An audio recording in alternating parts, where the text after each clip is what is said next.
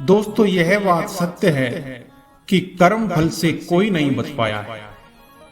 कर्म आपका दिखने में तो बुरा हो सकता है, परंतु अगर आपका उद्देश्य और आपकी नीयत सच्ची है तो फल भी आपको सच्चा और अच्छा ही मिलेगा। जिन कर्मों का फल वर्तमान में नहीं मिलता, उसे भोगने के लिए वह आत्मा नया शरीर धारण करती और अपने नए जन्म में अपना फल भोगती।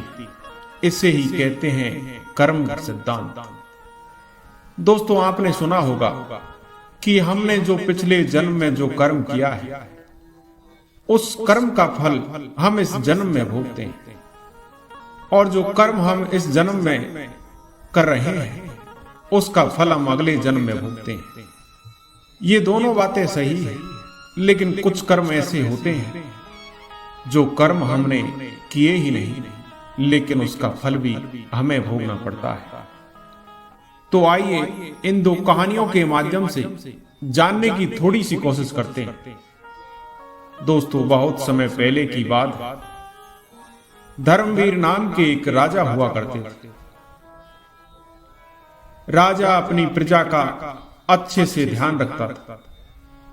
राजा धर्मवीर का राजकाज बड़े अच्छे से चल रहा था।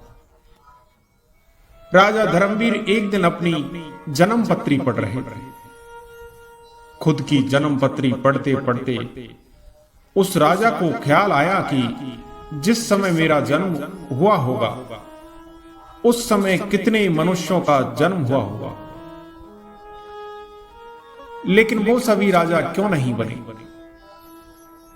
राजा हर दिन हर समय इसी प्रश्न का उत्तर ढूंढने में लगे रहते, लेकिन उन्हें इसका उत्तर नहीं मिल पाया। एक दिन अपने प्रश्न का उत्तर पाने के लिए राजा अपने राज्य में बड़े बड़े विद्वान व्यक्तियों को बुलाते हैं। राज्य में सभी बुद्धिमान व्यक्ति एकत्रित होते हैं।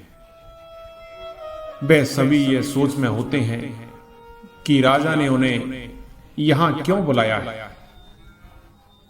राजा का दरबार लगा। सभी आमंत्रित बुद्धिजीवी दरबार में उपस्थित हुए।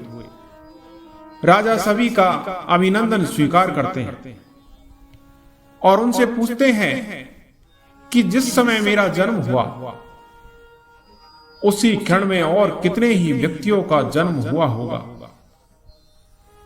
तो फिर उन सब व्यक्तियों में से मैं ही राजा क्यों बना? वे सभी राजा क्यों नहीं बने? सभी महान बुद्धिमान इस प्रश्न के लिए गहन सोच विचार करने लगे, लेकिन सभी बुद्धिमान गण गहन सोच विचार करने के बाद भी उनके प्रश्न का उत्तर ना दे सके। उसी सभा में एक बुजुर्ग बुद्धिमान व्यक्ति भी बैठे हुए थे। वे थोड़ी देर बाद बोले कि राजन, इस प्रश्न का उत्तर तो मैं एक महान साधु देंगे, जो कई वर्षों से एक घने वन में तपस्या कर रहे हैं। राजा धर्मवीर एक दिन उन बुजुर्ग बुद्धिमान की बात मानकर अपने सैनिकों के साथ उस जंगल की ओर निकल पड़े। कुछ दूर पहुंचते ही राजा को वहां एक छोटी सी कुटिया दिखाई दी। जब राजा उस कुटिया के पास पहुंचा तो उसने देखा कि एक साधु वहां बैठा आग के अंगारे खा रहा। यह सब देखकर राजा चकित रह गया। राजा ने हिम्मत करके उनसे कहा कि हे साधु महाराज, मैं आपको प्रणाम करता हूं। मैं आपसे एक प्रश्न पूछना चाहता हूं कि मेरे जन्म वाले दिन कितने मनुष्यों का जन्म हुआ होगा? उन सभी में मैं ही क्यों राजा बना? साधु यह सुनकर बोले कि राजन, मैं तुम्हारे इस प्रश्न का उत्तर नहीं दे सकता। थोड़ा आगे चलकर तुम्हें एक साधु मिलेंगे, वही तुम्हें इसका उत्तर दे सकते हैं। यह सुनकर राजा दूसरे साधु की तलाश में आगे निकल पड़ा। थोड़ा आगे चलते ही राजा को साधु दिखाई देता है। और वह साधु मिट्टी खा रहा होता है। राजा हिम्मत करके अपना वही प्रश्न उन साधु से पूछता है। फिर साधु क्रोधित होकर बोलता है कि तुम जल्दी यहां से चले जाओ, मेरे पास तुम्हारे इस प्रश्न का उत्तर नहीं है। परंतु वह साधु उसे एक लड़के के बारे में बताता है और कहता है कि तुम उसके पास जाओ, तुम्हें अपने प्रश्न का उत्तर जरूर मिलेगा। तो राजा उस लड़के की तलाश में आगे बढ़ने लगता है। ढूंढते ढूंढते वह राजा एक गांव में जा पहुंचा। राजा को थोड़े समय बाद वह लड़का मिल गया। वह लड़का बहुत ही बीमार था। राजा ने उस लड़के से अपना प्रश्न पूछा। लड़का बोला कि राजन, हम पिछले जन्म में 4 भाई थे। एक बार हम चारों भाई किसी जंगल में भटक गए थे और हमें वहां कई दिन हो गए। हमारे पास थोड़ा सा आटा बचा था और उसकी हमने रोटियां बना ली। हमारे पास एक बाबा आते हैं, वह हमसे भोजन मांगते हैं। ऐसे में बड़ा भाई बोला कि यदि हमने आपको यह भोजन दे दिया तो हम क्या अंगारे खाएंगे। दूसरा भाई बोला कि अगर हमने भोजन दे दिया तो क्या हम मिट्टी खाएंगे।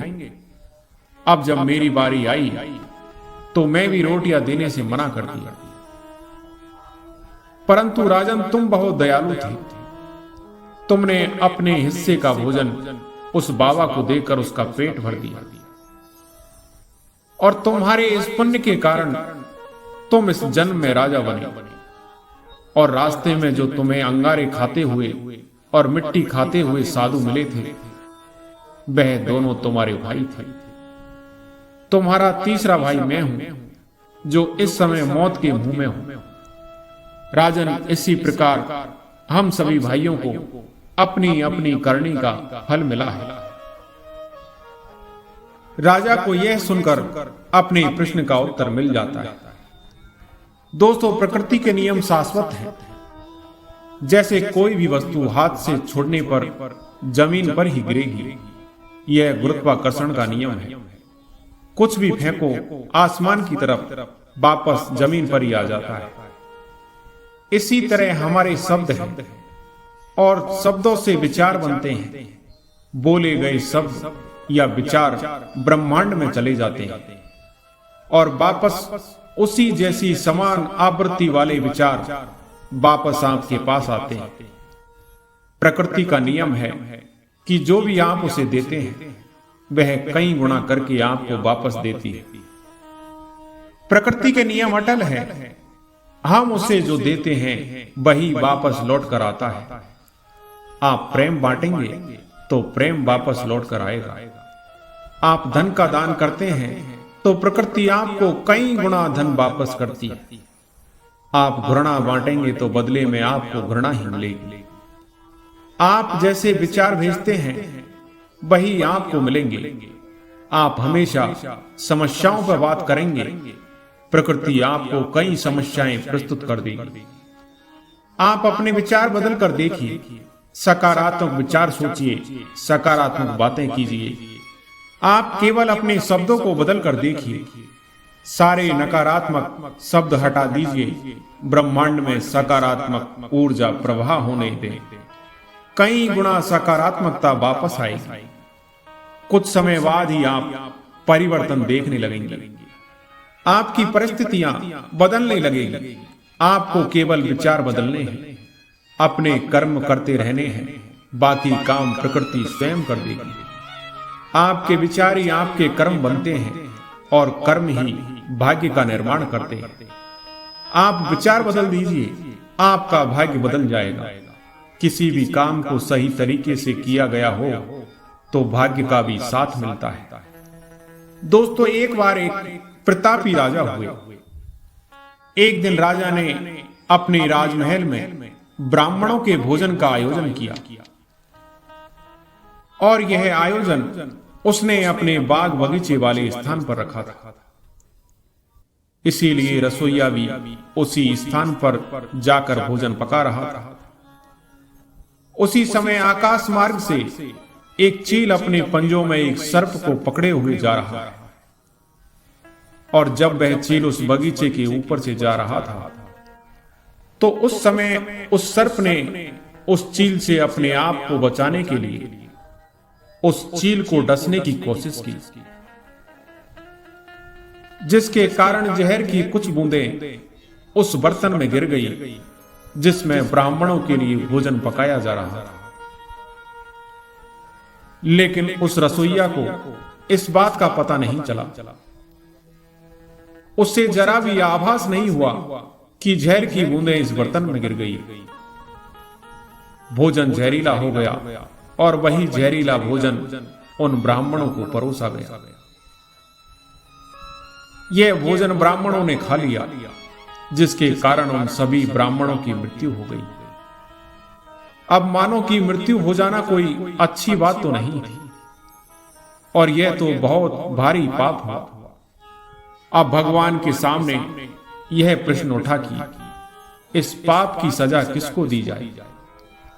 उस राजा को जिसने इस भोजन का आयोजन किया था, लेकिन उसे तो पता भी नहीं था कि भोजन में जहर है। या फिर उस रसोइया को पाप की सजा दी जाए जिसने वह भोजन बनाया था, परंतु वह भी इस बात से अनभिज्ञ था कि यह भोजन जहरीला हो चुका है। तो क्या सजा उस चील को दी जाए जो उस सर्प को लेकर वहां से निकला, या फिर सजा उस सर्प को दी जाए जिसने अपनी आत्मरक्षा के लिए उस जहर को उगला। इस पाप की सजा किसको दी जाए? तो यह बड़े असमंजस की स्थिति बन गई कि आखिर इतने बड़े घोर पाप की सजा किसको दी जाए। तो इस कर्म की सजा के लिए काफी दिन बीत गए। फिर एक दिन कुछ हुआ यूं कि कुछ ब्राह्मण उस नगर में आए, और उन ब्राह्मणों ने एक महिला से राजमहल का पता पूछा। उस महिला ने ब्राह्मणों को राजमहल का रास्ता बता दिया,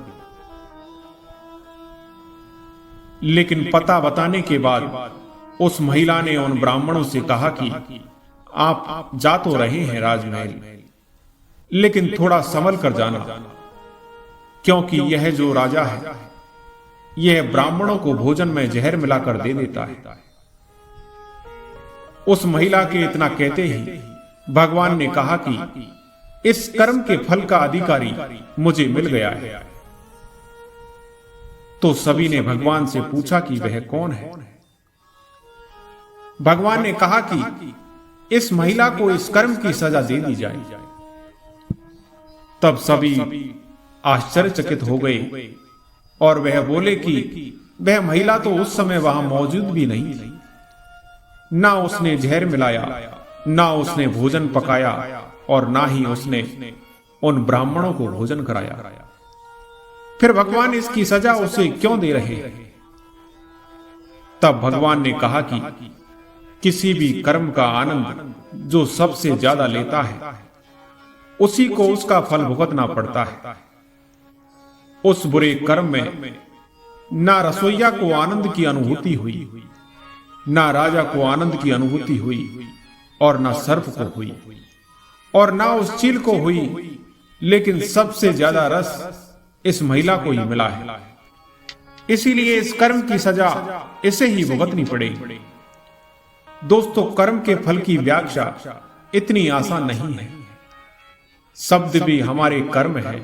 हम जो काम करते हैं वह तो हमारे कर्म होते ही हैं, लेकिन जो हमारी किसी के प्रति भावनाएं हैं वह भी हमारे कर्म है। हमारे विचार भी हमारे कर्म है। अगर आपने अपने विचारों पर नियंत्रण करना सीख लिया तब आप एक महान इंसान बन जाते हैं। जब आप अच्छा सोचते हैं तो आपके साथ अच्छा ही होता है, और वह होता ही रहेगा। इसलिए दोस्तों, किसी के भी बुरे कर्मों की आलोचना नहीं करनी चाहिए। हमें यही पता चलता है कि हम जो भी कर्म करते हैं, चाहे वह सही हो या गलत, हमें एक दिन भोगना ही पड़ता है। जिंदगी अगर हंसाए तो समझ लीजिए कि अच्छे कर्मों का फल मिल रहा है, और जिंदगी अगर रुलाए तो समझ लीजिए यह भी आपके कोई बुरे कर्मों का फल मिल रहा है।